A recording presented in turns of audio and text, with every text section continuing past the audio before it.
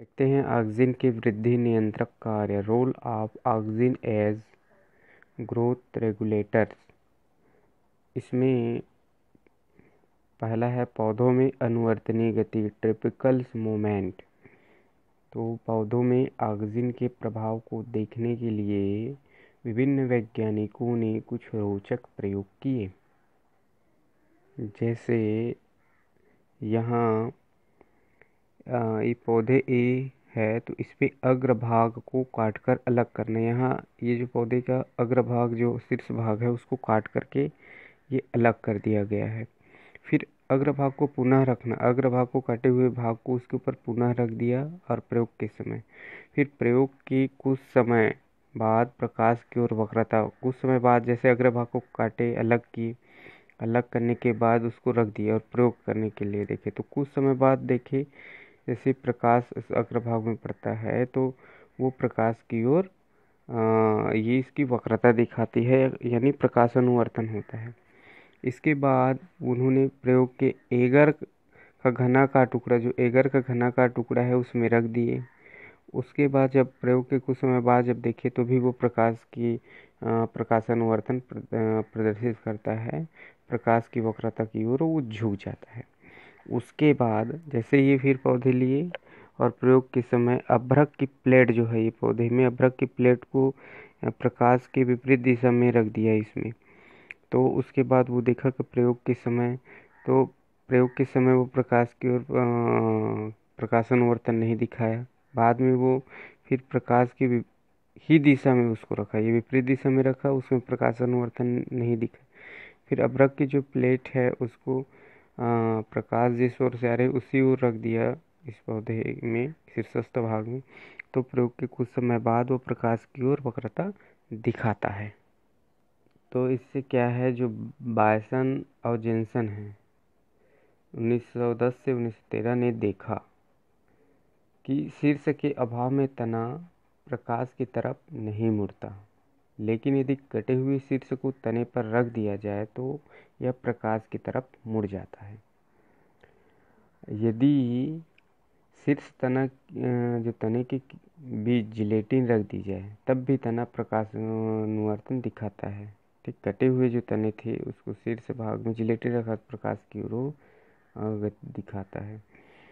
Bison Jansen ने देखा कि यदि प्रकाश की ओर के भाग में माइका की पतली पट्टी लगा दी जाए तब भी प्रकाश अनुवर्तन दिखाता है, लेकिन यदि माइका की जो पट्टी है उसको प्रकाश जिस ओर से आ रही है उसके विपरीत दिशा में लगा दिया जाए उस पौधे के शीर्ष भाग में, तो वो प्रकाश अनुवर्तन नहीं दिखाता। इसी में F.W. वेंट 1928 जो है ने कटे हुए शीर्ष को एगर के एक टुकड़े पर रखा। इस टुकड़े की छोटे छोटे टुकड़ों में बांटकर इन टुकड़ों को कटे हुए तना जो प्रांकुर है के अंधेरे भाग पर रखने पर प्रकाशानुवर्तन पुनः पाया, अंधेरे भाग में रखने।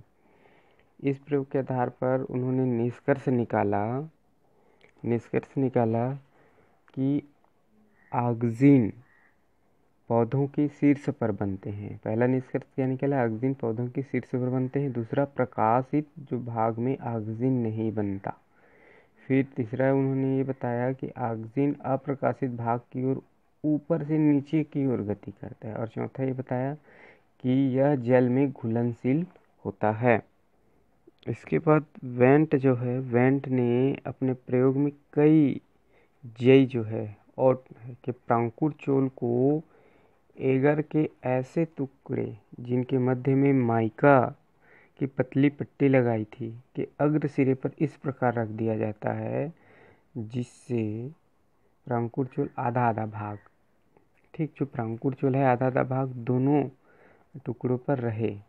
फिर पार्श्व भाग से जो प्रकाश स्रोत डालने पर यह पाया कि ऑक्सिन का 65% जो भाग है अब प्रकाश की ओर जो है वो टुकड़े पर एकत्रित हो जाता है और शेष 35% भाग है वो प्रकाशित छोर के टुकड़े पर एकत्रित हो जाता है।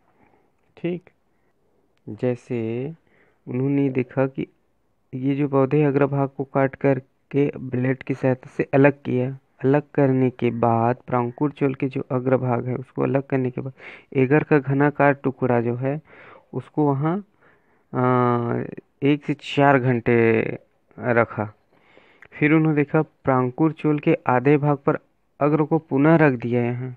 ठीक, ये जो क्या है, अग्र को एगर के घना का टुकड़ों यहाँ पर रखा, फिर एगर के घना का टुकड़े के जो प्रांकुर चोल है उसको फिर से रखा। फिर कुछ समय पश्चात अंधकार होते हुए भी प्रांकुर चोल में वक्रता आ जाती है। ठीक, ये प्रांकुर चोल में वक्रता आ जाती है। फिर उन्होंने क्या किया कि प्रांकुर जो है एगर के घना का टुकड़े के प्रयोग के समय, ये जो एगर के घना का टुकड़े में इसके अग्रभाग को काट कर रखा, फिर यहाँ एगर का घनाकार जो टुकड़ा है वो प्रांकुर चूल फिर से रखा। उसके बाद अंधकार में उसने देखा कि ये इसमें अंधकार होते हुए प्रांकुर चूल वक्रता आ गई। फिर उन्होंने कुछ समय पश्चात फिर देखा कि जो एगर के घना का टुकड़े प्रयोग के समय क्या है, प्रांकुर चूल का अग्रभाग है जो अभ्रक की प्लेट यहाँ लगा हुआ है, तो जो ऑक्सीजन है उसमें जो उसके अग्र शीर्षस्थ भाग में वो 65% भाग जो है वो क्या हो जाता है, ऑक्सीजन का 65% प्रकाशिक छोर के टुकड़े पर एकत्र हो जाता है, और जो 35% भाग है प्रकाशित छोर के टुकड़े में ये अब जो 65 है अप्रकाशित छोर की ओर एकत्रित हुआ, और ये 35 है वो प्रकाशित छोर के टुकड़े की ओर एकत्र हुआ है। ठीक, तो इससे उन्होंने यह है कि उसके प्रयोग से सिद्ध होता है कि प्रांकुर चोल के शीर्षस्थ भाग पर कुछ वृद्धिवर्धक हार्मोन से निर्मित होते हैं जो नीचे की ओर वृद्धि क्षेत्र में पहुंचकर वृद्धि को प्रभावित करते हैं। ठीक, इसके बाद देखते हैं शीर्ष प्रमुखता यानी एपिकल्स डोमिनेंस। तो ये एपिकल डोमिनेंस होता क्या है कि बहुत से पौधे के तने कि शीर्ष कालिका जो है एपिकल बड्स जब तक वृद्धि करती है तब तक अन्य पार्श्व दिशा की कलिकाएं वृद्धि नहीं करती। यदि शीर्ष कलिका को हटा दिया जाए तो पार्श्व कलिकाओं में परिवर्धन शुरू हो जाता है, परंतु ऑक्सीजन युक्त एगर के टुकड़े को पुनः पार्श्व कलिकाओं पर रखें तो पार्श्व कक्ष की जो परिवर्धन है पुनः रुक जाती है। इसी वजह से जो माली है बगीचे की झाड़ियों को ऊपर से काटता रहता है जिससे झाड़ी नीचे से सघन हो जाए। ठीक, इसी प्रकार तीसरा देखते हैं कटे तनों पर जड़ आरंभीकरण, रूट एनिएसेंस अनकट स्टेम। बहुत से पौधों में जैसे उदाहरण स्वरूप गुलाब की कलम को जमीन पर काटकर पुनः नया पौधा तैयार किया जाता है।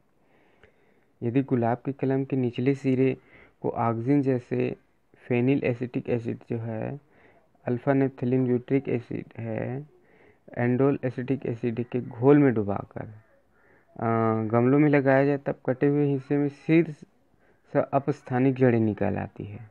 ठीक, इसी प्रकार चौथा देखते हैं अनिषेक फलन।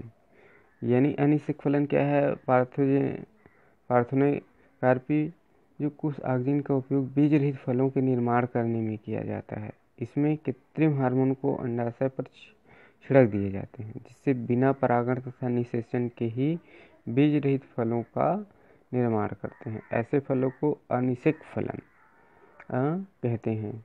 ठीक, तो जैसे नींबू, संतरा, केला, अंगूर आदि के फल इसी विधि द्वारा उत्पन्न किए गए हैं। ठीक, फिर देखते हैं विगलन। तो विगलन क्या है, ये विगल नहीं है विगलन है। तो विगलन एब्सिशन क्या है, अधिकांश पेड़ पौधों के फल पूर्ण रूपेण पकने के पहले पेड़ से गिर जाते हैं जो खाने योग्य नहीं होते, जैसे नाशपाती एवं सेब। ऐसा विगलन पुष्प वृंत के जो निचले हिस्से में एक विगलन परत के निर्माण के कारण होता है। यदि कृत्रिम ऑक्सीजन IVA NA का जो सांद्र विलयन ऐसे पेड़ों के ऊपर छिड़क दिया जाए तो जो अपरिपक्व फलों का विगलन रुक जाता है। इस विधि द्वारा पत्तियों के विगलन को काफ़ी हद तक रोका जा सकता है। उसके बाद देखते हैं प्रसुप्ता नियंत्रण यानी कंट्रोल डॉर्मेंसी। तो कुछ कृत्रिम ऑक्सीजन फलों की प्रसुप्ता के समय को बढ़ा देती है जिसके कारण इन फलों को काफ़ी समय तक संग्रह करके रखा जाता है। आलू के जो गोदामों में अल्फा नेप्थलीन एसिटिक अम्ल जो है के विलयन को छिड़कने से इसकी जो कलिकाएं हैं प्रसुप्तावस्था में रहती है इस प्रकार आलू को काफ़ी समय तक गोदामों में रखा जा सकता है। तो इस प्रकार से ये ऑक्सीन का हुआ। नेक्स्ट हम देखेंगे जिब्रेलिन, यानी जिब्रेलिन जो हार्मोन्स है, ठीक है, उसके कार्य क्या है, उसका उपयोग क्या है, ये देखेंगे। उसके बाद फिर से एक पादप हार्मोन्स है साइटोकाइनिन, एथिलीन, इसके बारे में भी देखेंगे। ठीक।